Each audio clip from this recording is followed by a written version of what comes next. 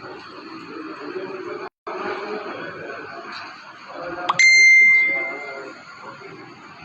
हनुमान जी महाराज बल बुद्धि और विवेक के देवता और इस विश्व योग दिवस के अवसर पर हमारे मंदिर भोजन प्राचीन कर रहे हैं।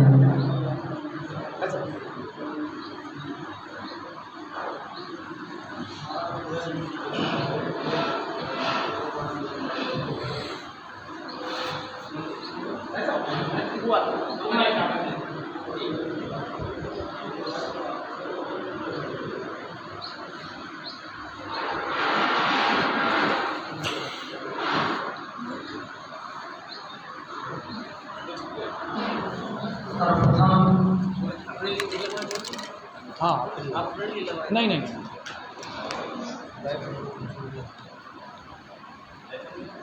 इस सभा मंडप में उपस्थित सभी अतिथिगण का विद्यालय परिवार की ओर से सादर अभिनंदन। सभी आचार्य एवं आचार्य बंधु भगिनी सबको विद्यालय परिवार की ओर से अभिनंदन।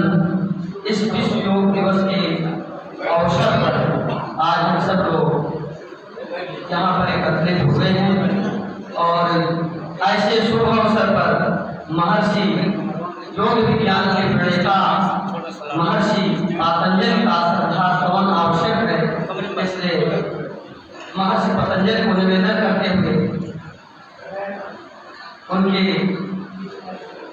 श्री चरणों में नमन और उनके नमन करते हुए एक श्लोक उसको केवल सुने। योगेन चित्तस्य पदेन वाचा, बोलना नहीं है केवल सुनना। योगेन चित्तस्य पदेन वाचा मलं शरीरस्य च वैद्यकेन योपाकरोति तं प्रवरं मुनीनां पतंजलिं पातंजलिरानतोऽस्मि। अर्थ सुनेंगे। जिन्होंने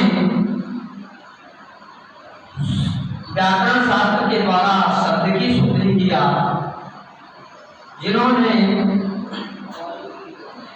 वैज्ञानिक शास्त्र के द्वारा शरीर का मन शोधन किया और जिन्होंने योग विज्ञान के द्वारा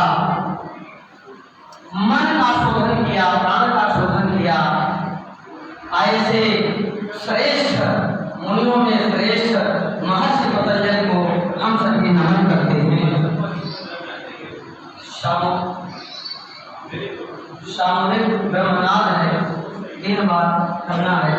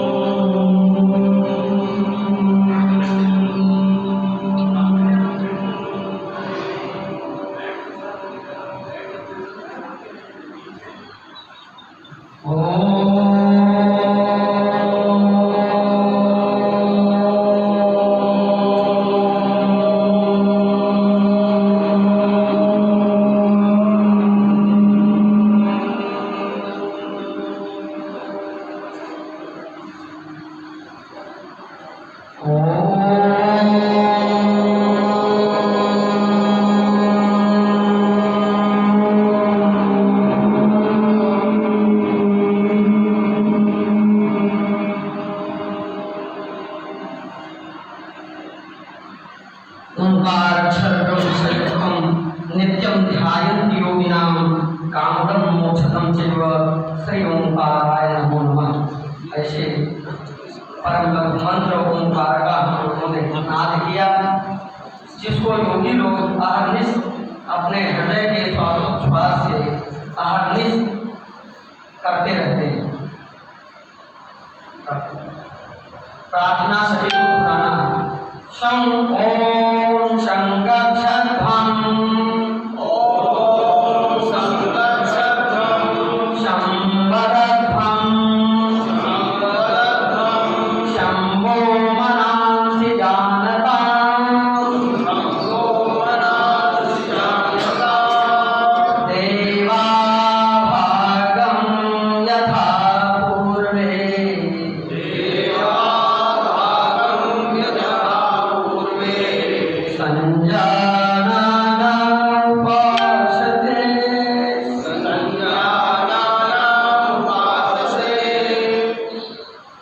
उत्तिष्ठ।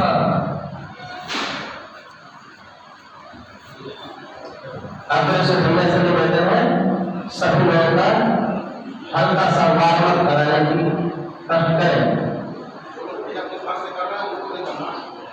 जो भैया ठीक है, अगले से भैया पूछ व्यायाम शुरू करें। क्यों अगले से भैया को देखते जाएंगे और वो अगर स्थिति बदलते हैं तो साथ साथ बदलते जाएंगे। अगले से भैया जब बदलते हैं तो चेंज बोल देंगे।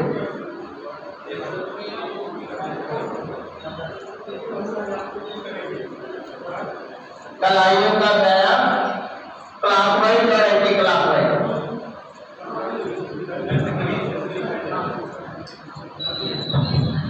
सभी कक्षा आचार्य बंधुओं से निवेदन है कि अपने कक्षा के जो भैया ऑनलाइन जुड़े हैं और उन ऑनलाइन भैयाओं से भी निवेदन है कि जिस तरह से हमारे अग्रेसर बंधु उष्ण व्यायाम कर रहे हैं, इस उष्ण व्यायाम को भी करते रहें, देख करके करते रहेंगे।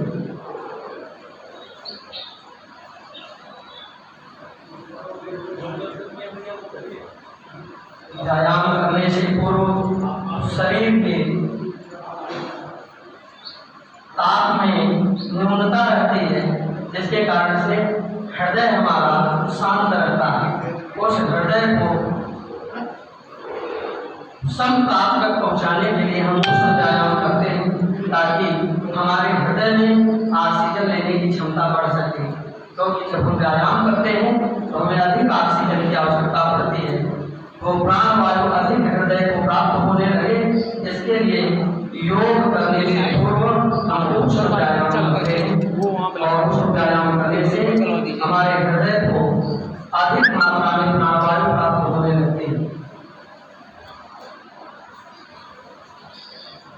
शरीर में जो शीतलता होती है वो भी दूर हो जाती है।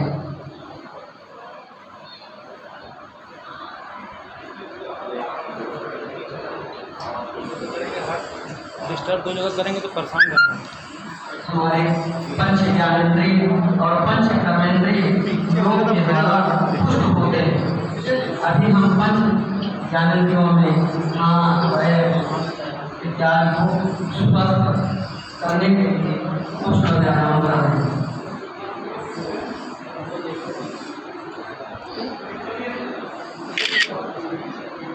कमर, हमारे कमर में लोच आवे, इसके लिए हम उष्ण व्यायाम इस तरह से कर रहे हैं कि कमर को और घुमाएं। क्लॉकवाइज और एंटी क्लॉकवाइज दोनों स्थितियों में श्वास प्रश्वास की गति सामान्य रहे। श्वास को बाहर निकालते हुए नीचे की ओर और ऊपर उठते हुए श्वास को तेजी से अंदर भरते हुए।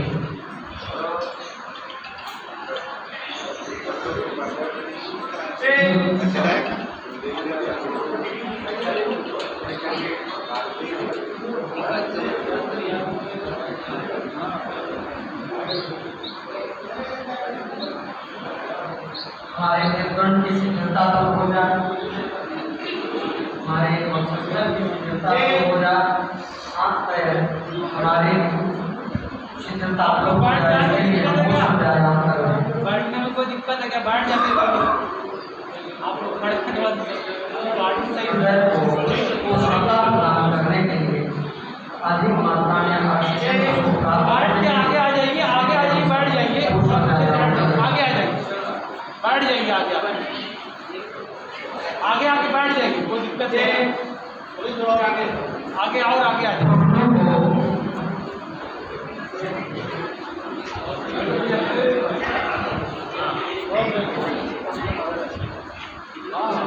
हमारे घुटनों में जितना भी दोष होगा हमारा समस्या से मुक्त होंगे।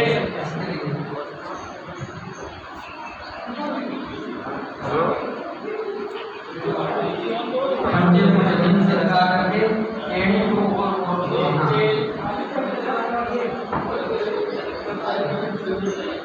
बायां पैर फिर आगे।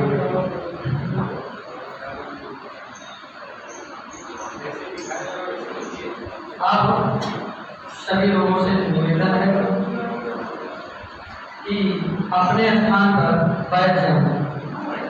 बैठ जाइए अब स्थान पर, अपने स्थान पर सब लोग बैठ जाइए। वीडियो ऑन रखिए।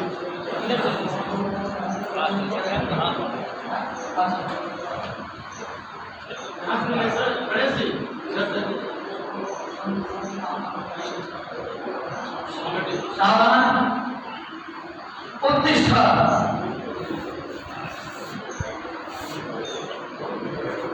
जहाँ पर योग करना है, अभी खड़े होकर के जो लोग हैं उनको करना है कि अपने स्थान पर खड़े होकर के सामने स्थित अग्रेसर को देखते हुए करिए।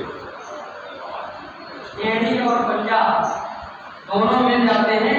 बैलेंस बनाने के लिए पीछे से थोड़ा सा एड़ी को खोल लेते हैं, लेकिन आगे दोनों मुट्ठे मिले रहते हैं। पीछे से बैलेंस बनाने के लिए खोल सकते हैं, लेकिन आगे मिले रहते हैं। और खड़े होकर के जो आसन कर सकते हैं अपने स्थान पर खड़े होकर करें। पहला आसन है ताड़ासन। अग्रेसर एक बार दिखाएंगे, उसके बाद सब लोग करेंगे। एक बार अग्रेसर करिए, ताड़ासन। चलिए अग्रेसर को देखते हुए सब लोग साथ में करेंगे। एक, दो, करिए साथ में सब लोग। धीरे धीरे। और सभी भैया अपना वीडियो ऑन करिए। हिंदी सृजल प्रियांशु से। 4, शरीर को ऊपर उठाना, मेरुदंड को ऊपर की ओर तानना, श्वास अंदर की ओर पूरी तरह से भर करके। 5, 6, 7, आँख नीचे की ओर अंधेरी रखना। 8, आँख नीचे की ओर रखना। इसके द्वारा शरीर की सिद्धता होती है, हृदय को ऑक्सीजन की प्राप्ति होती है और लंबाई बढ़ती है बाल को। आरंभ हो गया है और शरीर का बैलेंस बनता है। वृक्षासन, दूसरा आसन है वृक्षासन। सावधान, समस्थित वृक्षासन पूर्व। करते रहिए। दाहिने पैर को उठा करके उसके पंजों को बाएं पैर के हाथों को दोनों बाजू में लेना। श्वास को अंदर भरते हुए हृदय को अधिक मात्रा में ऑक्सीजन दे करके और दोनों हाथों को खींच करके कनपट्टी के ऊपर से सटाते हुए हथेली मिलाना। अग्रसर आगे बढ़ते जाएंगे। दोनों हाथों को बाजू में, उसके बाद हथेली को नीचे की ओर पलटना और फिर हाथों को नीचे ले आना। आप दूसरे पैर को, जो पैर हम लेने के ऊपर ले आए थे, अब दूसरा पैर वहां वृक्षासन से शरीर का संतुलन ठीक होता है। अक्सर हम लोग देखते हैं कि चलते चलते लोग जो है फिसल जाते हैं, और इस वृक्षासन को करने से हमारे संपूर्ण शरीर का संतुलन बनता है और हमारे शरीर के पर हमारा पूर्ण अधिकार बन जाता है। जैसा चाहे हो कि शरीर को वैसा रख सकते। वापस हाथ बाजू में, को नीचे, फिर पैर नीचे, फिर हाथ को नीचे ले आएंगे।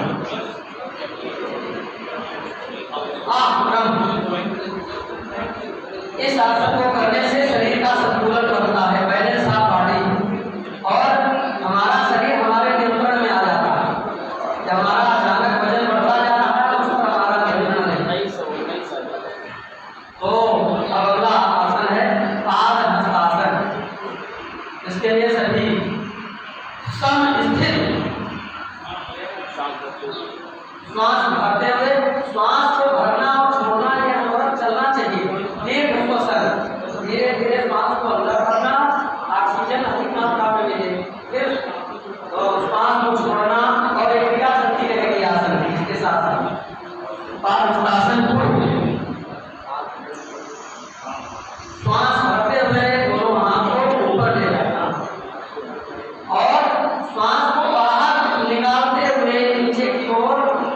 स्तंभ के ऊपर से झुकना,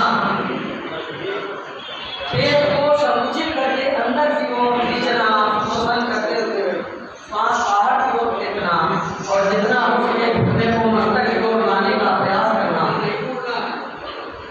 अपने आप में पड़े ये सारे विकार दूर हो जाते हैं, हमारा वक्षस्थल स्वच्छ होता है।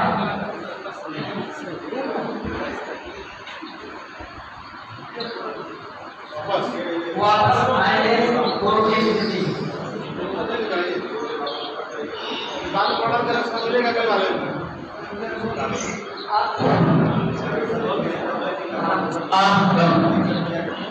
अगला आसन अर्धचक्रासन, जो कर सकते हैं वो करें। दो तरीके से करते हैं, पेट में लेट कर भी करते हैं और खड़े होकर भी करते हैं। अगले से एक भैया तो लेट के करेगा, ये भैया खड़े होकर करेगा। स्वस्थिति अर्धचक्रासन तुर।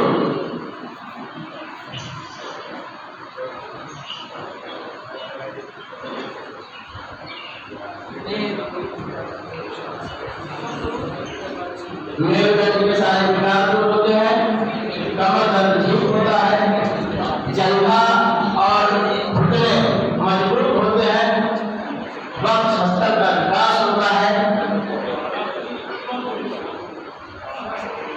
वापस धीरे धीरे वापस आते हैं, कोई जल्दबाजी नहीं करनी है।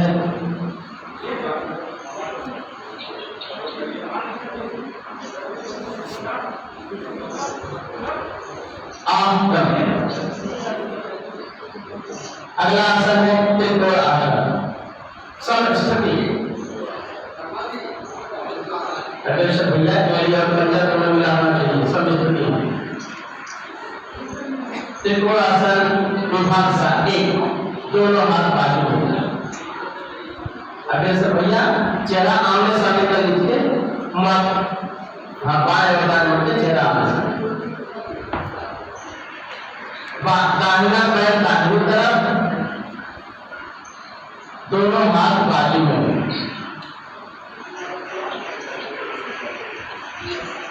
अगले स्थिति में दाहिने पैर का पंजा मोड़ के सीधा रख लेते हैं और दाहिने हाथ से उसी पंजे को छूते हैं, छू करके घुटने मोड़ने नहीं चाहिए। दृष्टि हम बाएं हाथ के एकदम शिरोबिंदु पर रखते हैं, हथेली। इससे हमारे शरीर में मोच होता है। वापस धीरे धीरे उसी क्रम में वापस होंगे। हाँ, फिर पंजे को मोड़ेंगे, फिर समस्थिति।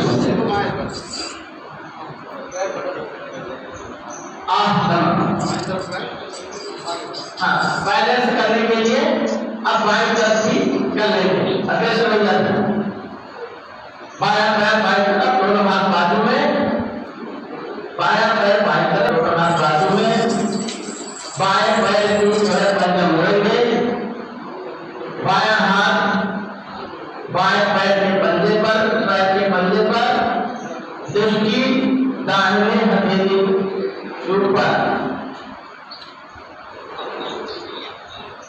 वापस धीरे धीरे उसी क्रम में वापस होंगे, पैर के पंजे को मोड़ेंगे,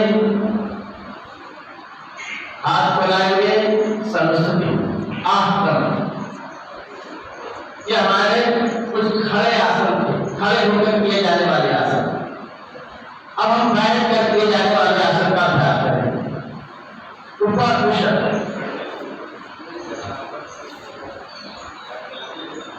बैठ कर किए जाने वाले आसन में प्रथम आसन।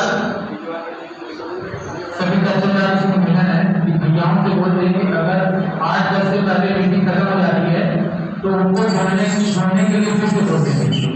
अभी आप लोग को दीजिए बात। पहला आसन है भद्रासन। भद्रासन ध्यान में बैठने में उपयोगी होता है, एकाग्रचित्ता बढ़ती है, मन की चंचलता दूर होती है, पाचन शक्ति ठीक होती है। पंजे पर बंद की स्थिति लगाएं और दोनों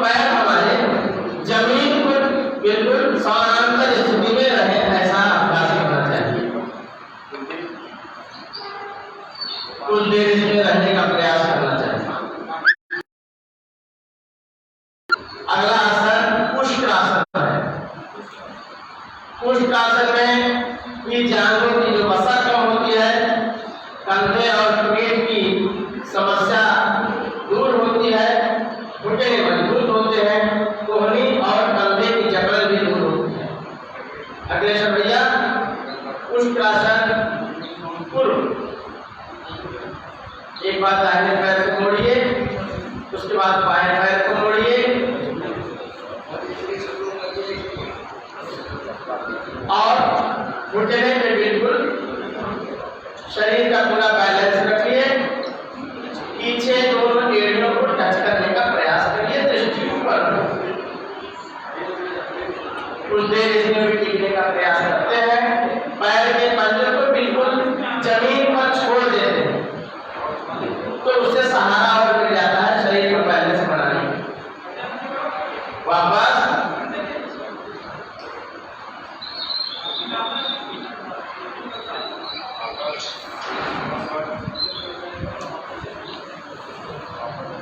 स्वस्थ हाथ पीछे रख करके हम स्वस्थ कर लेते हैं। एड़ी को दोनों तरफ छोड़ देते हैं, पैर को दोनों तरफ छोड़ देते हैं। अगला आसन है शशकासन। शशकासन में हृदय एवं फेफड़े तथा सांस के निकाल दूर होते हैं, अस्थमा में लाभ होता है, मन शांत रहता है, तनाव दूर होता है।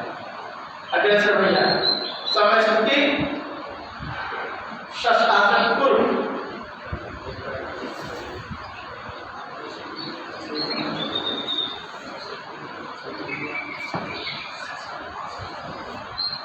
सांस भरते हुए ऊपर और सांस छोड़ते हुए मस्तक को जमीन में छुआने का प्रयास करते हैं और जो हमारा जंघा है उसको हम अपने एड़ी से टच करने का प्रयास, हिप जो है एड़ी से छुआने का प्रयास करते हैं।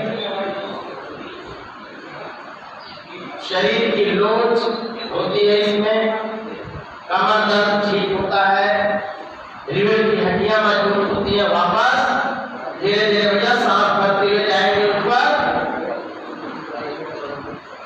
और सांस छोड़ते हुए वापस आ जाएंगे सर्व स्थिति में। हाथ पीछे, दोनों पैर के पंजे दाएं बाएं धीरे छोड़ देंगे। अगला है उत्तान मणिपुरासन। उत्तान मणिपुरासन, उत्तान यानी ऊर्ध्व, मणिपुर यानी बैठक। अग्रेसर भैया सब स्थिति उत्तान मणिपुरासन गुरु।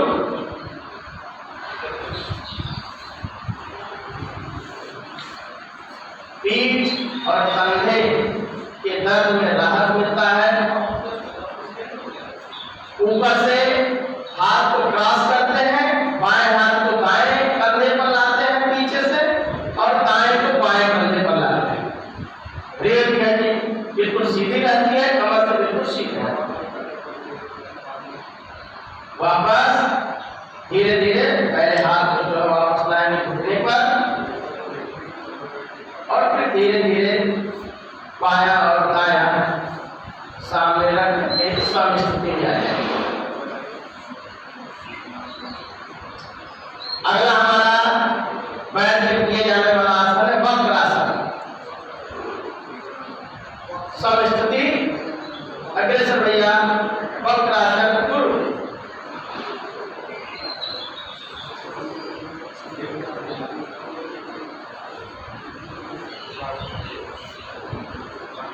कोई भी पैर एक सीधा रखते हैं, दूसरा पैर मोड़ कर रखते हैं और जो पैर हम मोड़ कर रखते हैं उसका जो विपरीत हाथ है, अर्थात अगर हम बायां पैर मोड़ के रखते हैं तो दाहिना हाथ, अगर बायां पैर मोड़ के रखते हैं तो दाहिना हाथ क्रॉस करके जो पैर सीधा रखे हैं उसके घुटने के पास पंजे को ले जाने का प्रयास करते हैं। वापस अग्रेसर भैया से निवेदन है कि दोनों तरफ कर लें, दोनों तरफ कर लें।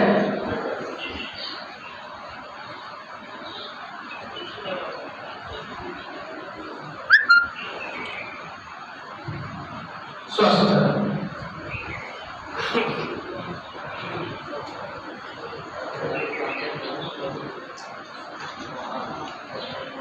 इतने आसन जो है बैठ के आसन थे। अब पेट के बल किए जाने वाले आसन, सभी से निवेदन है कि पेट के बल लेके जाए, अग्रेसर भैया को पेट के बल लेके जाए, पेट के बल लेके जाए।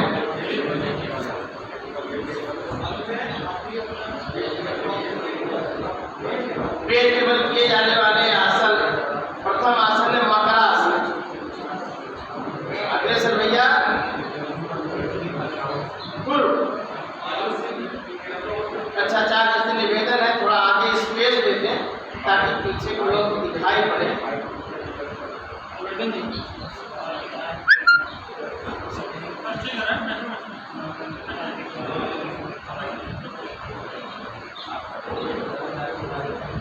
मेरुदंड मजबूत होता है, हाथ की जोड़ी मजबूत होती है, मन शांत होता है, ध्यान लगाने में सहायक होता है।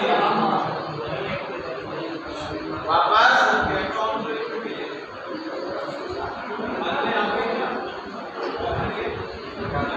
अगला पेट के बल किए जाने वाले आसन का नाम है भुजंग आसन। अपने कोरोना काल में भुजंग आसन का बड़ा महत्व बताया गया, इससे ऑक्सीजन लेवल बढ़ता है। ऐसा सभी योगाचार्यों ने भी बताया और वैद्य ने बताया, डॉक्टर ने भी बताया, वैद्य होम्योपैथ सभी वैद्य वाले डॉक्टर ने बताया कि इससे ऑक्सीजन लेवल बढ़ता है, कमर दर्द में राहत मिलती है, भुजाएं मजबूत होती है। अग्रेसर भैया कुल भुजंगासन कुल पीछे दोनों पंजे और एड़ी मिले होंगे, एड़ी और पंजे मिले होंगे। दोनों हाथ के हथेली के बीच में कमर को खींच के लाने का प्रयास करते हैं, दृष्टि ऊपर रखते हैं।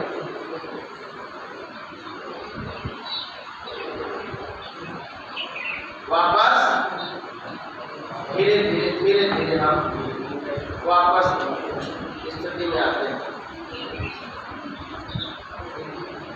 अगला आसन है सर्वासन। कठिन आसन है, जो कर सकेंगे करेंगे, नहीं तो अपने सब भैया को देखेंगे। इससे करने से जंघे की चर्बी कम होती है, जंघा मजबूत भी होता है, तनाव दूर होता है, घुटने के दर्द में लाभ भी मिलता है, साथ साथ कमर में लोड तथा कमर दर्द में भी राहत मिलती है। श्वास पर पूर्ण अधिकार हो जाता है। अग्रेसर भैया हाथ को मुष्टिका लगाकर जंघे के नीचे लाते हैं और पीछे से दोनों पैर उठाने का प्रयास करते हैं सीधा।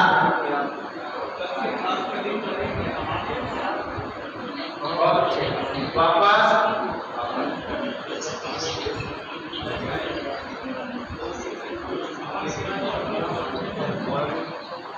स्वस्थ। अभी हमारे 3 आसन जो है पेट की तरफ किए जाने वाले थे। सभी से निवेदन है कि सभी लोग पीठ के बल कृपया लेते हैं, पीठ के बल।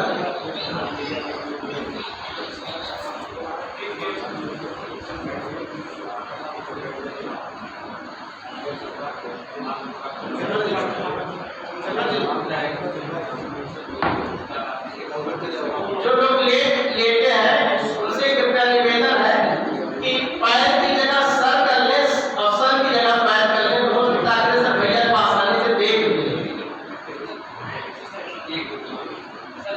जी पहले आसन का नाम है शेष बंद आसन। बिल्कुल जैसे पुल होता है, पुल की स्थिति में ये आसन है। मांसपेशी मजबूत होती है, रीढ़ की हड्डी भी मजबूत होती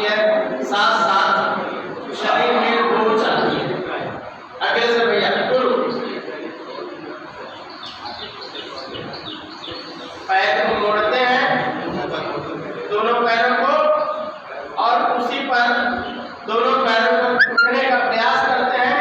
हाथ को कमर पर भी लगा सकते हैं, हाँ हाथ को कमर पर भी लगा सकते हैं, बिल्कुल पुल की स्थिति होती है। और दोनों घुटने आपस में छुआने का प्रयास करते हैं। वापस धीरे धीरे वापस आएंगे, हाथ को पहले नीचे रखेंगे, फिर कमर को नीचे रखेंगे, दोनों पैर सीधे करेंगे। स्वस्थ दाया और बाएं एड़ी, दाएं बाएं छोड़ देंगे, सब आसन की स्थिति। दूसरे आसन का नाम है उत्तान पाद आसन।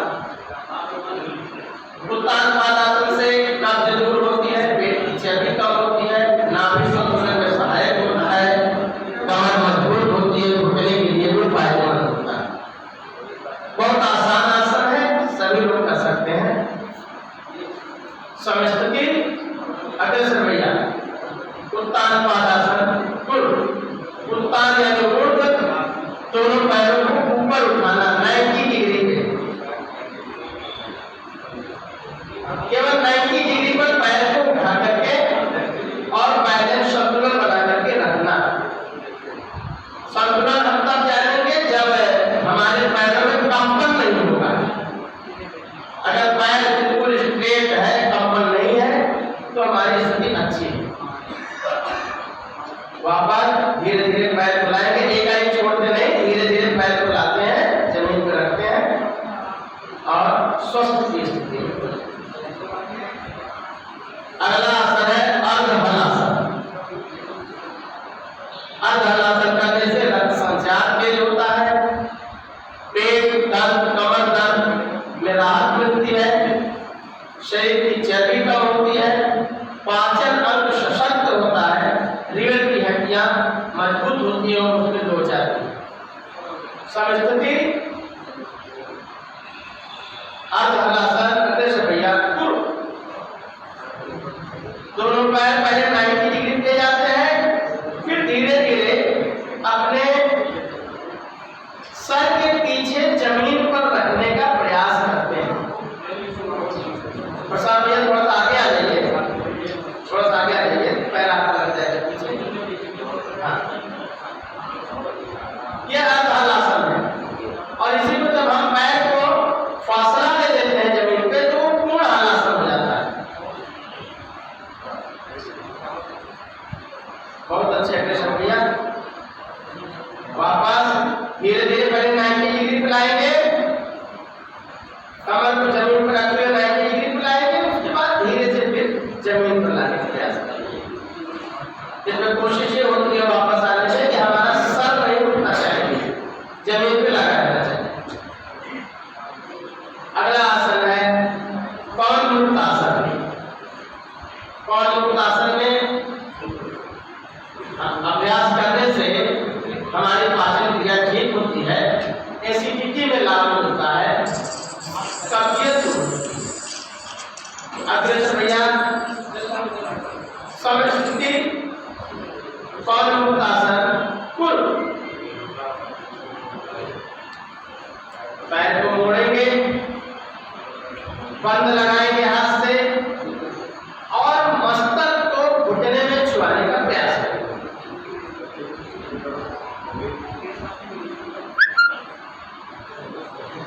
जितने देर टिक सकते हैं टिकने का भी प्रयास करें। वापस बंद को छोड़िए,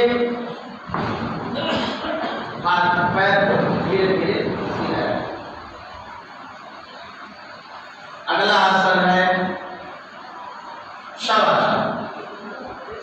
शवासन में ये तनाव घटाने में हमारी मदद करती है, थकावट हमारी दूर होती है।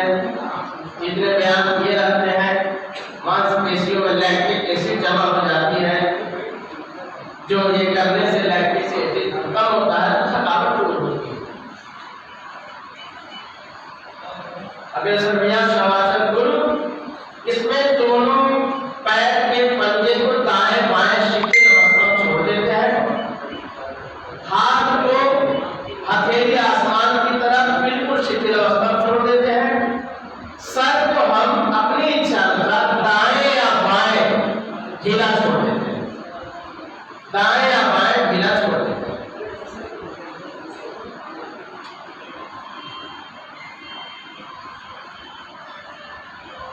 जैसे हम लोग वार्म अप करते हैं तो उसमें पुल डाउन करने के लिए जो है हम लोग शिथिलीकरण करते हैं, उसी प्रकार आसन करने के बाद शव आसन करने से हमारा जो है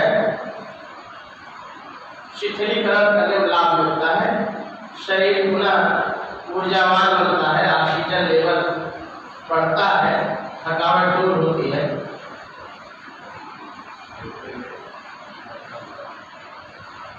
स्वस्थ सभी से निवेदन है कि सभी अपने स्थान के बैठ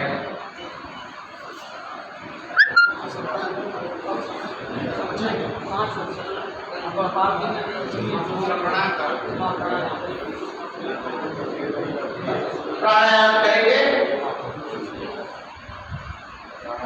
इसमें पहला प्राणायाम है कपालभाति।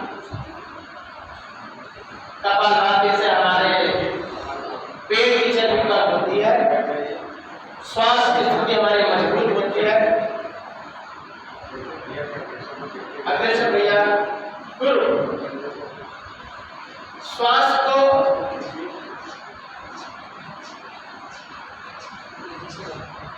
तेजी से बाहर निकालते हैं। श्वास निकालना श्वास छोड़ना में अंतर है। जब श्वास निकालते हैं तो एकाएक निकाल देते हैं, अच्छा जब श्वास छोड़ते हैं तो हम धीरे धीरे जिस प्रकार से लेते हैं उसी प्रकार से धीरे धीरे छोड़ते हैं।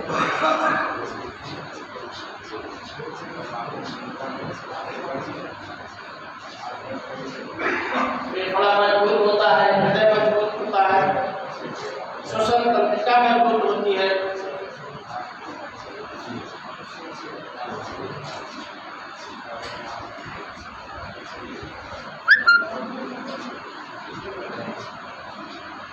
भैया अगला प्राणायाम है अनुलोम विलोम। अनुलोम विलोम हम दाहिने हाथ से अपने नाक की दाहिनी जो नासिका छिद्र है उसको अंगूठे से बंद करते हैं। अग्रेसर भैया बंद करते हैं दाहिनी नासिका छिद्र और बाएं से हम पूरा सांस भरते हैं। उसके बाद तर्जनी और कनिष्ठा को छोड़ के बीच की दोनों उंगलियों से हम बाएं नासिका छिद्र को बंद करते हैं और दाहिने नासिका छिद्र से श्वास छोड़ते हैं। श्वास इसमें निकालना नहीं, छोड़ना है। मतलब जिस प्रकार से हमने श्वास भरा है उसी प्रकार से धीरे धीरे श्वास छोड़ते हैं। ध्यान रखना ये चाहिए, श्वास भरने में हमारा पेट फूलना चाहिए और श्वास निकालने में हमारा पेट झकना चाहिए। ये करते हुए हम अनुभूत कर सकते हैं कि हमारा श्वास भरते समय पेट फूल रहा है कि नहीं और छोड़ते समय पेट हमारा पचक रहा है। ये दोनों स्थिति अगर बन रही है तो स्थिति ठीक है। 5-5 बार बाईं तरफ और 5-5 बार दाईं तरफ से करें।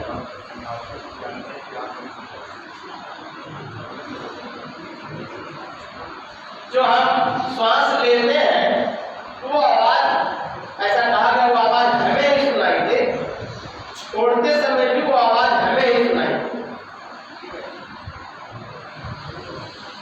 और ये अनुलोम विलोम ऐसा प्राणायाम है किसी भी समय कर सकते, खाना खाने के बाद भी कर सकते, नाश्ता करने के बाद भी कर सकते, जब होश आए तब कर सकते।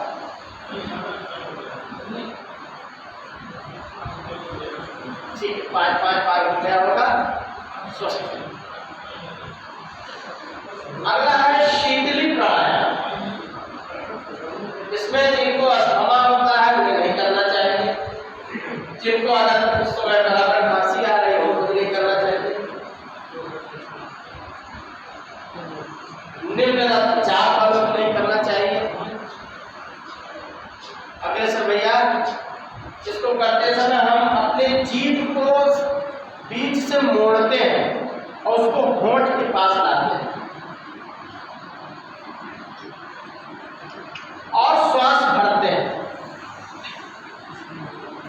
इसमें आवाज आती, श्वास भरते समय इसमें आवाज आती, और फिर जब भर लेते हैं तो मुंह बंद करके नासिका से छोड़ते हैं। जीभ को सेंटर से मोड़ करके होठ के पास लाते हैं, श्वास भरते हैं, छोड़ते समय हम उसको नासिका से छोड़ते हैं। 5-5 बार इसका भी अभ्यास कृपया कर लें।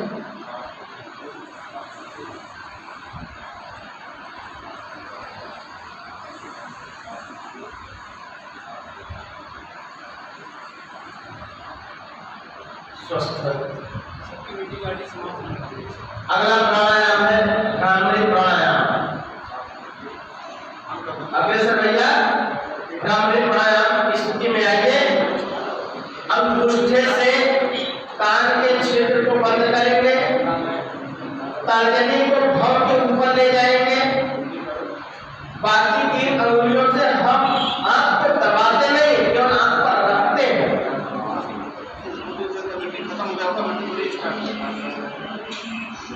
अगर समय समाप्त हो गया है तो उसको पुनः कृपया निवेदन है अच्छाचार बंधुओं से कि पुनः जोड़ने के लिए भैयाओं से आग्रह कर लें, पुनः जोड़ने के लिए भैयाओं का आग्रह करें। इसमें श्वास भरेंगे और जैसे भ्रमण गुंजन करता है उसी प्रकार से गुंजन करते हुए हम श्वास को बाहर निकालें।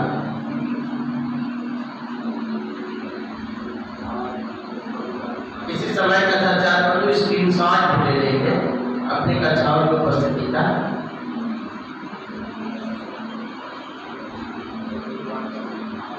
कम से कम 5-5 बार भ्रामरी प्राणायाम कर लें कृपया।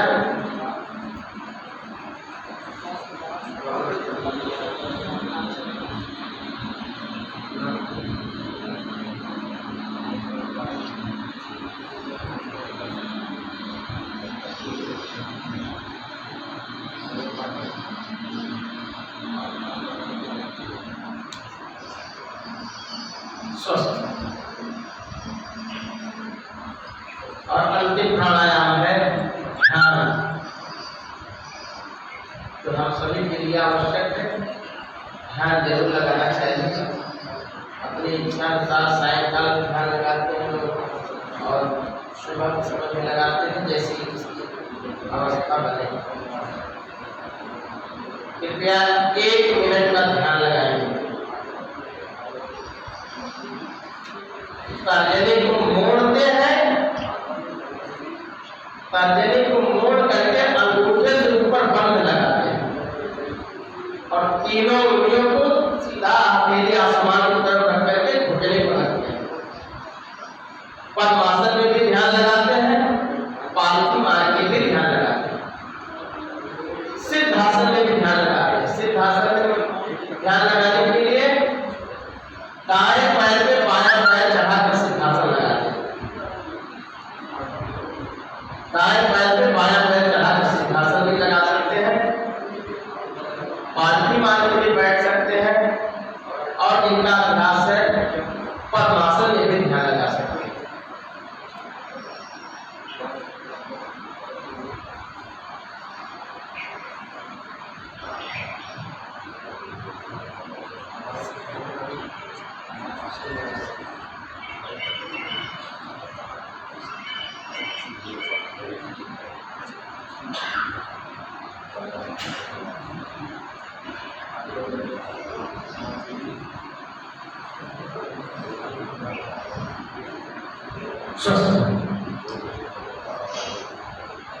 अब मैं अपने बीच में मुख्य अतिथि के रूप में आए श्री हरेंद्र प्रताप जी से निवेदन करता हूँ कि हम लोगों को इस पाठ्य के रूप में देने का चाहता हूँ।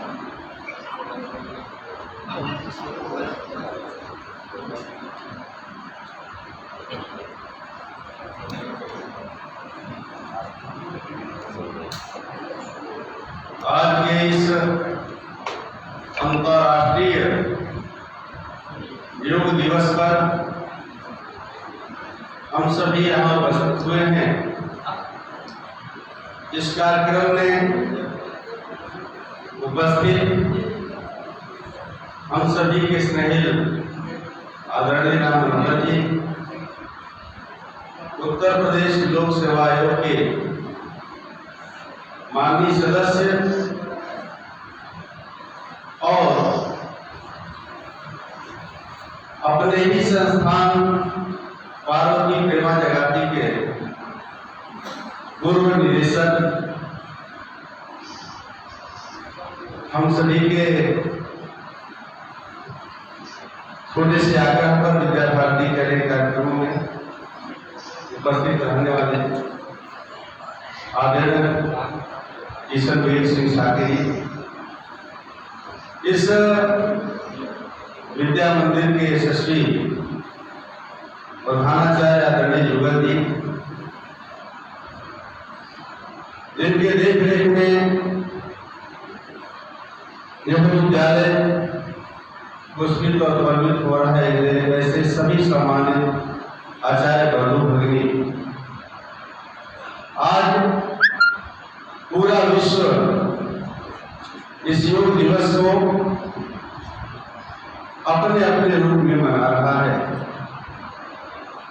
यह कार्यक्रम तो हजारों हजार की संख्या में एक स्थान पर देखने को पूर्व में मिला है, लेकिन कोविड महामारी के कारण गाइडलाइंस का पालन करते हुए सभी विद्यालय परिवार अपने अपने आवास से ही इस कार्यक्रम को संचालित कर रहा है, चाहे वह आचार्य हो, विद्यार्थी हो, अभिभावक।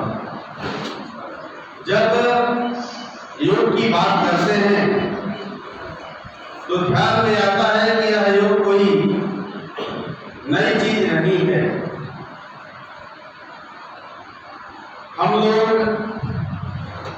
भारत के दक्षिणी यात्रा पर जब कोयम्बटूर गए थे तो वहां पर एक विशाल शंकर जी की मूर्ति लगी हुई है। वासुदेवाचार्य का नाम हम सब लोग जानते हैं। ऐसे वहां पर कोई शंकर जी का नाम नहीं लेता है। जब भी चर्चा करिए तो कहते थे आदि गुरु के पास चलना है, आदि गुरु के पास चलना है। हम सब जानते हैं हिमालय की तलहटी में सिंध सरोवर के पास भगवान शंकर ने अपने सप्त ऋषियों को योग के माध्यम से दीक्षित किया और उन्होंने बताया कि अगर विश्व को श्रेष्ठ बनाना है,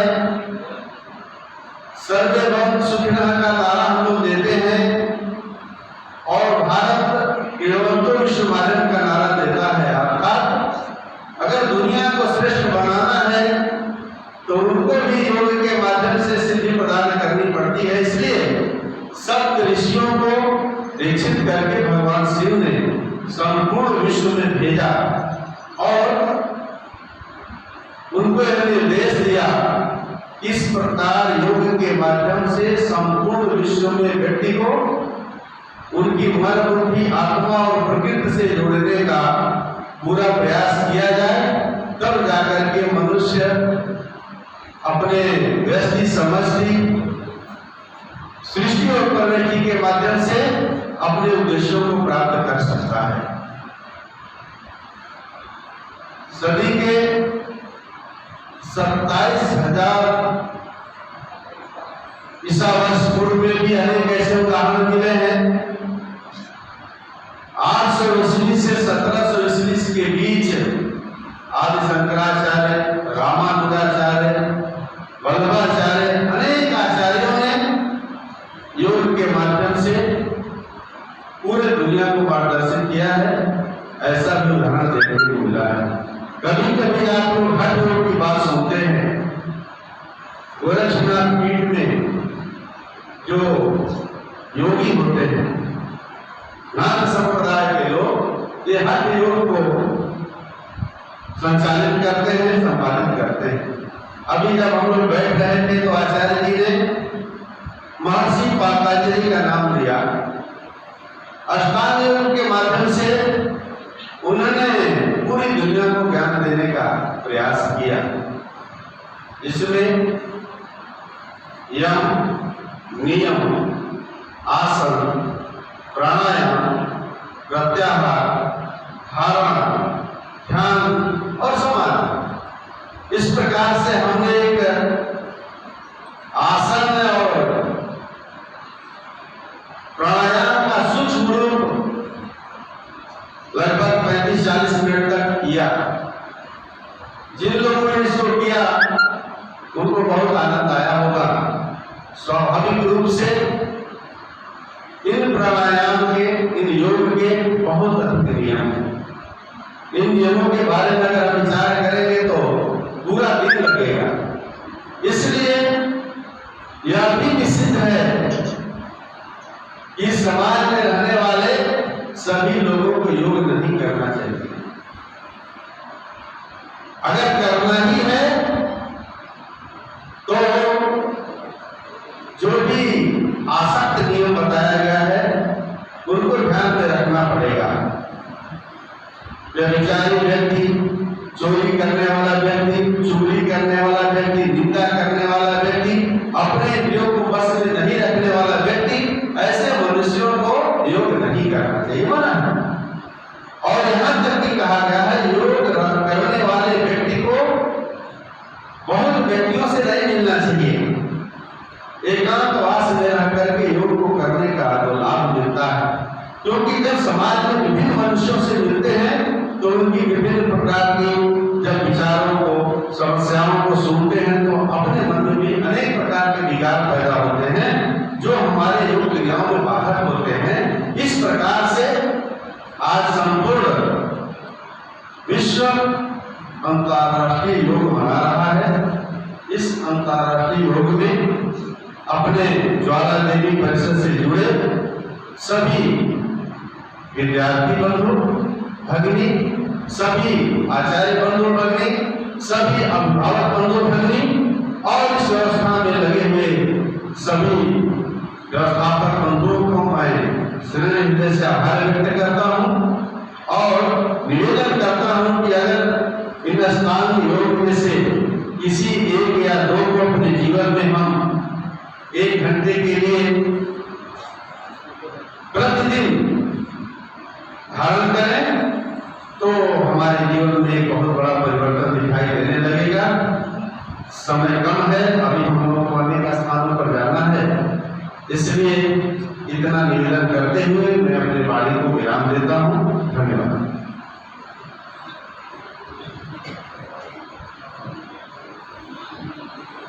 धन्यवाद कन्या जी। अब मैं प्रधान से निवेदन करता हूँ कि आभार ज्ञापन का कार्यक्रम संपन्न आगे करना चाहिए।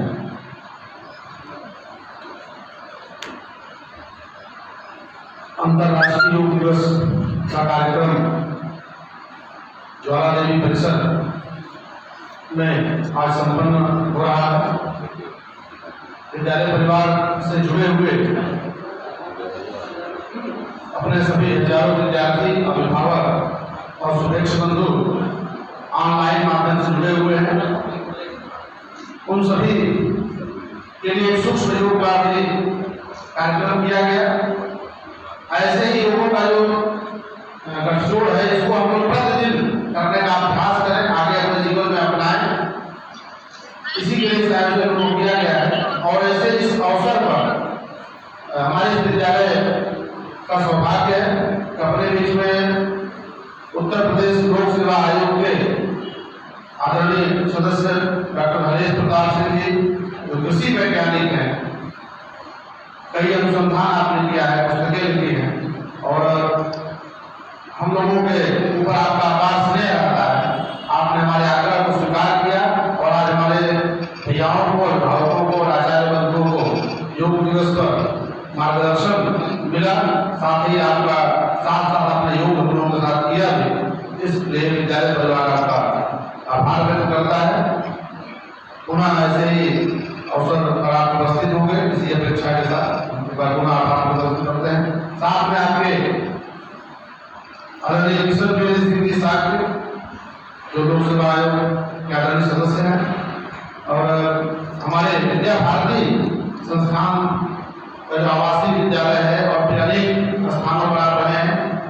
विद्या भारती के जो प्रशिक्षण योजनाएं हैं उसमें आपका विशेष पारंगत है। आप आचार्यों का प्रशिक्षण, प्रधानाचार्यों का प्रशिक्षण इसमें काफी रुचि लेते हैं। तो पुनः आपसे एक बार आग्रह है कि पुनः अपना समय लेंगे आचार्यों के प्रशिक्षण की दृष्टि से। और आज आप इस कार्यक्रम में उपस्थित हुए, विद्यालय परिवार विशेष आभारी है। हमारे आग्रह पर आदरणीय डॉक्टर राम मनोहर जी, संगठन मंत्री विद्या भारती काशी ग्राम, आप भी उपस्थित रहे। हमारे क्षेत्र के खेलकूद प्रमुख श्रीमान जगदीश जी, आज इस हमारे योग दिवस में सभी भैयाओं के साथ योग उन्होंने किया, उपस्थित रहे। आप सबका भी विद्यालय परिवार आभार व्यक्त करता है। हमारे शिशु मंदिर बाल कल्याण समिति के माननीय मंत्री आदरणीय मोहन जी टंडन, आप भी उपस्थित हैं हमारे प्रबंध समिति से। अभी इसके पूर्व में जो योग चला था, सप्तदिवसीय विद्यालय के द्वारा ऑनलाइन योग चलाया गया था कार्यक्रम, उसमें भी हमारे विद्यालय के प्रबंध समितियों के लोग प्रतिदिन 7 दिन जुड़े रहे। ऐसे सभी लोगों का आभार मैं व्यक्त करता हूँ।